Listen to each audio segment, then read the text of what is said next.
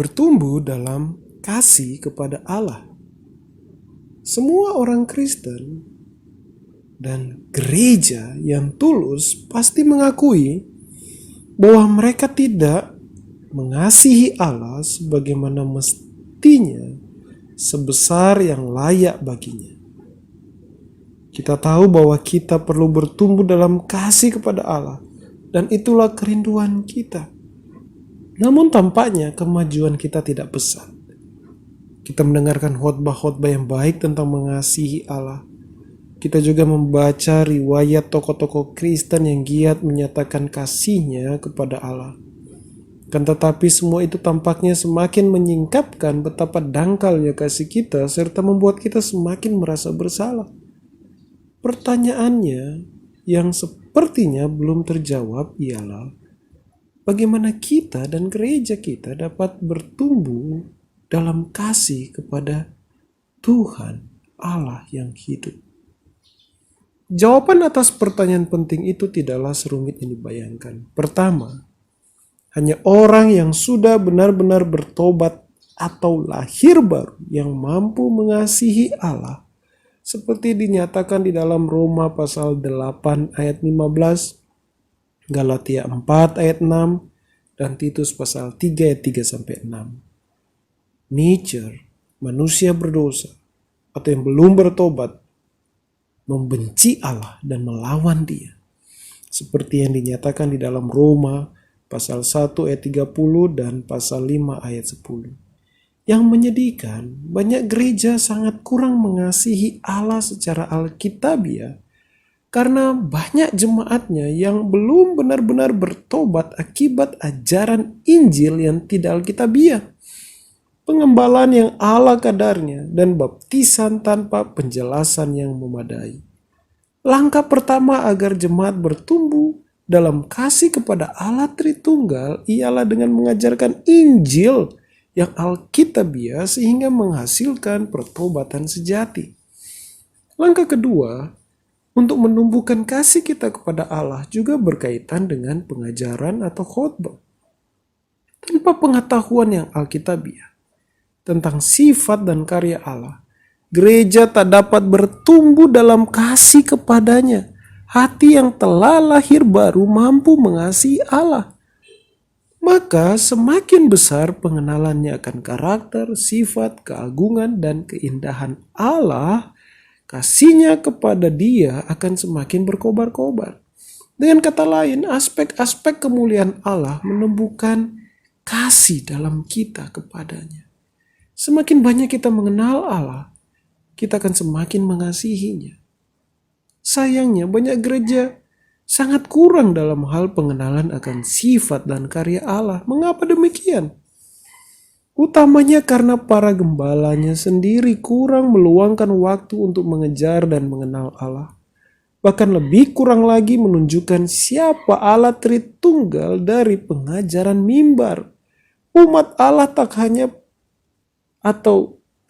akan pernah belajar mengasihi Dia jika khotbah-khotbah yang mereka terima hanya seputar urusan praktis, berkat-berkat untuk meningkatkan kualitas hidup.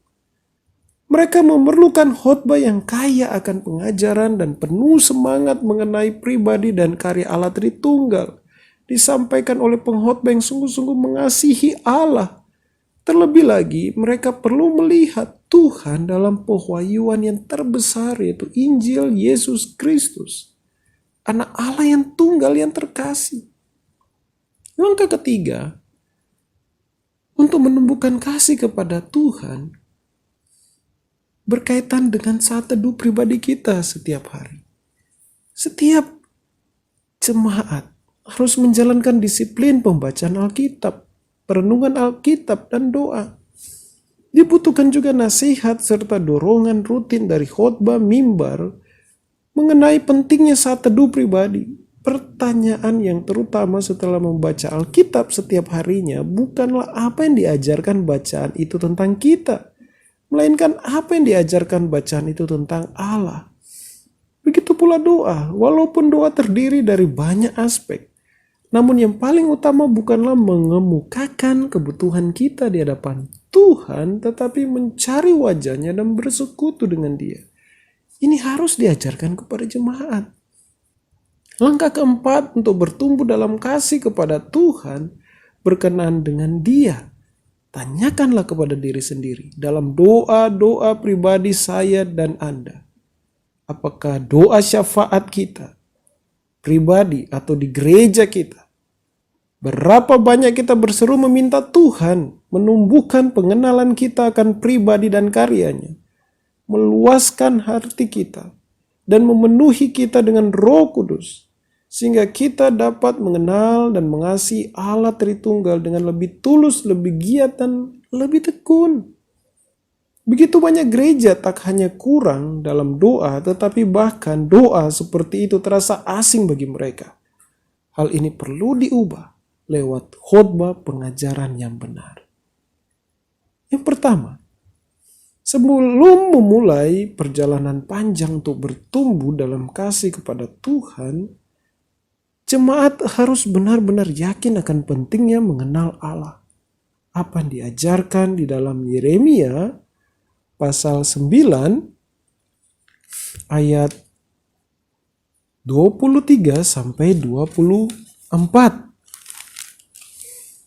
Beginilah firman Tuhan di dalam Yeremia pasal 9 ayat 23 sampai 24. Beginilah firman Tuhan, janganlah orang bijaksana bermegah karena kebijaksanaannya, janganlah orang kuat bermegah karena kekuatannya, janganlah orang kaya bermegah karena kekayaannya. Tetapi siapa yang mau bermegah, baiklah bermegah karena yang berikut, bahwa ia memahami dan mengenal aku, bahwa akulah Tuhan yang menunjukkan kasih setia, keadilan dan kebenaran di bumi. Sungguh semuanya itu kusukai. Demikianlah firman Tuhan. Bagaimana gereja menanggapi kebenaran firman Allah tersebut? Pengenalan akan sifat dan karya Allah Tritunggal merupakan pengetahuan terpenting bagi manusia. Itulah dasar dan sumber dari kasih, ibadah, dan ketaatan sejati kepada Allah. Pengetahuan ini hanya bisa didapat dari Alkitab. Terlepas darinya, kita tidak tahu apakah kita mengasihi Allah yang benar atau apakah kita mengasihi Dia dengan cara yang berkenan kepadanya. Barang siapa mengaku mengasihi Allah tanpa mengenal Alkitab, berisiko menciptakan figur Allah sesuai kehendak mereka dan mengasihi Allah palsu itu. Ibadah yang spektakuler dan menyentuh hati tanpa pengenalan akan Allah Tritunggal yang alkitabiah mungkin saja hanyalah penyembahan berhala. Yang kedua, berdasarkan ayat-ayat di bawah ini, mengapa umat Tuhan terjerumus ke dalam dosa dan pemberontakan alih-alih mengasihi Allah dan menaatinya? Bagaimana kebenaran ini diterapkan dalam gereja masa kini? Dan peringatan apa yang kita dapat darinya? Mari kita lihat di dalam Mazmur 50 ayat 21. Dan juga kita akan membaca konteksnya di dalam ayat 16 sampai 20. Mari kita dengarkan firman Tuhan di dalam Mazmur 50 ayat 21.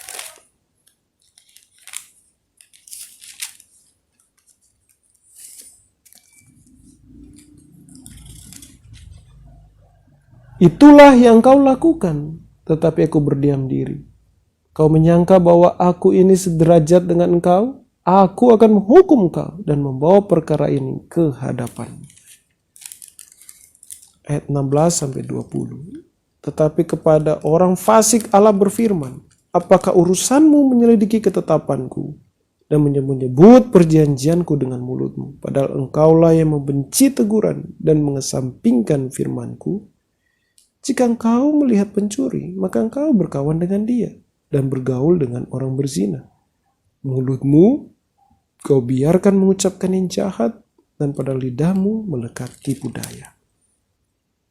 Engkau duduk dan mengata-ngatai saudaramu, memfitnah anak ibumu. Yang kedua, di dalam 1 Korintus pasal 15 ayatnya yang ke-24. Kemudian tiba kesudahannya itu bila mana ia menyerahkan kerajaan kepada Allah Bapa, sesudah ia membinasakan segala pemerintahan, kekuasaan, dan kekuatan. Demikianlah firman Allah di dalam 1 Korintus pasal 15 ayat 24. Dalam kedua ayat itu, alasan pemberontakan dan dosa manusia adalah kurangnya pengenalan yang benar akan Allah, sehingga menghasilkan pemahaman yang keliru dan tidak alkitabiah. Perhatikan bahwa dalam ayat dari kitab Mazmur dikatakan bahwa orang-orang itu menganggap Allah setara dengan mereka. Dengan kata lain, karena kekurangan pengenalan yang benar akan Allah, mereka menciptakan sosok Allah sesuai gambar dan rupa mereka sendiri. Yang ketiga, sejauh ini kita telah melihat dari Alkitab betapa pentingnya pengenalan yang benar akan Allah guna menumbuhkan kasih kita kepadanya. Berdasarkan 1 Yohanes pasal 4 ayat 10 dan ayat 19, apakah pengenalan terbesar akan Tuhan yang dapat dimiliki umat Tuhan, dan apakah motivasi terkuat untuk mengasihi Allah? Mari dengarkan firman Tuhan di dalam 1 Yohanes pasal 4 ayat yang 10. Inilah kasih itu, bukan kita yang telah mengasihi Allah, tetapi Allah yang telah mengasihi kita dan yang telah mengutus anaknya sebagai pendamaian bagi dosa-dosa kita. Dan ayat 19, kita mengasihi karena Allah lebih dahulu mengasihi kita. Dalam Injil Yesus Kristus, seluruh atribut Allah ditampilkan dalam segala kemegahannya. Kekudusannya yang membenci dosa, kebenarannya yang menuntut kesempurnaan, dan kasihnya yang menganugerahkan kesempurnaan itu lewat pengorbanan anaknya yang mati menggantikan umatnya. Semakin dalam pemahaman gereja terhadap kemuliaan Injil, mereka akan semakin mengerti betapa tak terbatasnya kemuliaan Allah Tritunggal.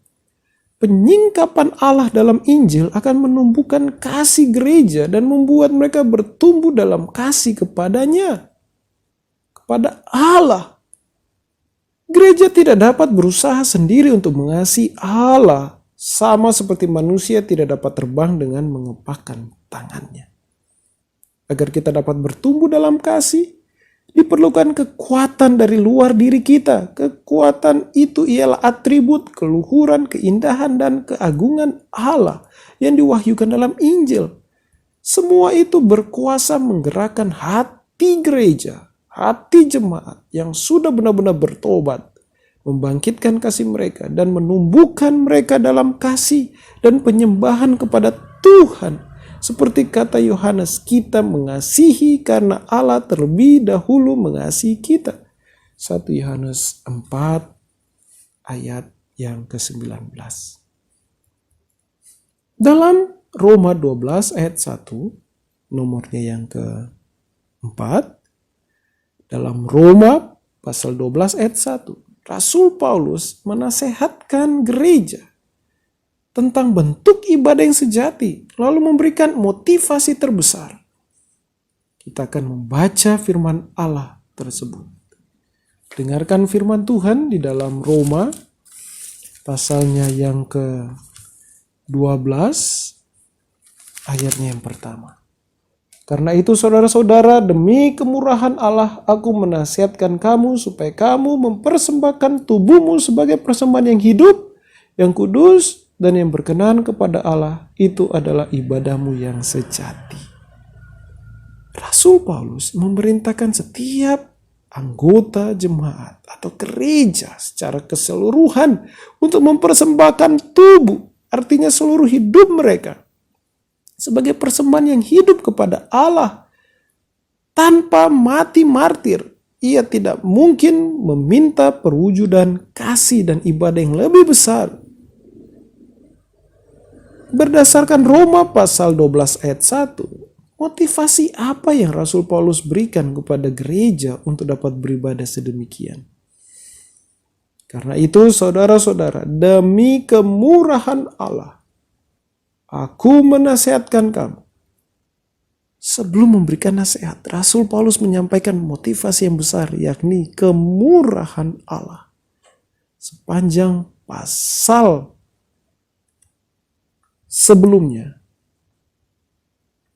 Paulus menjelaskan kekayaan aspek kemurahan Allah dalam Injil Yesus Kristus. Berdasarkan penyataan kasih Allah ini, Rasul Paulus mengajak gereja untuk mempersembahkan hidup kepada Allah sebagai persembahan yang hidup. Di sini kita melihat bahwa semakin besar penyingkapan kemurahan atau kasih Allah, semakin besar pula kerinduan jemaat untuk beribadah. Salah satu tanggung jawab utama pengkhotbah adalah menggali kemurahan Allah yang diwahyukan dalam Alkitab, supaya ia dapat mengajarkannya kepada jemaat. Inilah penggerak utama yang dapat mendorong gereja atau jemaat untuk bertumbuh dalam kasih dan ibadah kepada Tuhan Yesus Kristus. Dalam 2 Korintus pasal 5 ayat 14, Rasul Paulus menulis, sebab kasih Kristus yang menguasai kami. Kata menguasai dalam bahasa Yunani sunetio. Secara harfiah artinya melingkupi atau menekan. Secara kiasan artinya mendesak, mendorong, atau mengendalikan. Rasul Paulus bukan mengatakan bahwa kasihnya kepada Kristus menguasai atau mengendalikan dia, tetapi kasih Kristuslah yang mengendalikannya. Seperti kata Rasul Yohanes, kita mengasihi Allah karena Allah lebih dahulu mengasihi kita. 1 Yohanes pasal 4 ayat 19. Sepanjang bab ini, kita mengakui bahwa Alkitab adalah satu-satunya sumber sempurna tentang pengenalan akan Allah dan kasih serta ibadah kepadanya. Sebelum mengakhiri bab ini, kita akan merenungkan elemen penting lain untuk mengenal Allah Tritunggal dan menumbuhkan kasih kepadanya. Mencari Tuhan lewat doa. Apa yang diajarkan ayat-ayat di bawah mengenai doa? Keluaran pasal 33 ayat 18, Mazmur 27 ayat 4, dan Efesus pasal 3 ayat 14-19. Saat berdoa, kita bukan mencari penglihatan tentang Allah yang tidak ada dalam Alkitab. Bukan pula mencari tambahan pengetahuan tentang Allah di luar Alkitab yang mungkin saja dapat kita anggap sebagai otoritas. Hal ini berbahaya. Kita berdoa supaya Tuhan meluaskan hati dan pikiran kita, menumbuhkan kemampuan kita untuk mengenal dan mengasihinya. Kita berdoa agar Allah Tritunggal menerangi pikiran kita dan memberikan pengertian yang lebih dalam akan siapa Dia dan karyanya yang tertulis dalam Alkitab. Kita berdoa karena kita tahu bahwa Alkitab lebih dari sekadar doktrin atau buku. Allah adalah pribadi dan kita merindukan hubungan pribadi yang karib dengannya. Hubungan yang mustahil dibangun tanpa persekutuan dengan Dia lewat doa pribadi yang tekun. Doa seperti ini tak hanya berlaku untuk doa pribadi, tetapi juga harus menjadi pokok utama dalam doa bersama di gereja kita. Apapun keadaan, entah kita mengalami kelimpahan atau kesukaran, pokok utama dalam semua doa kita adalah supaya kita mengenal Allah Tritunggal, sehingga kita dapat menghormati dan mengasihinya.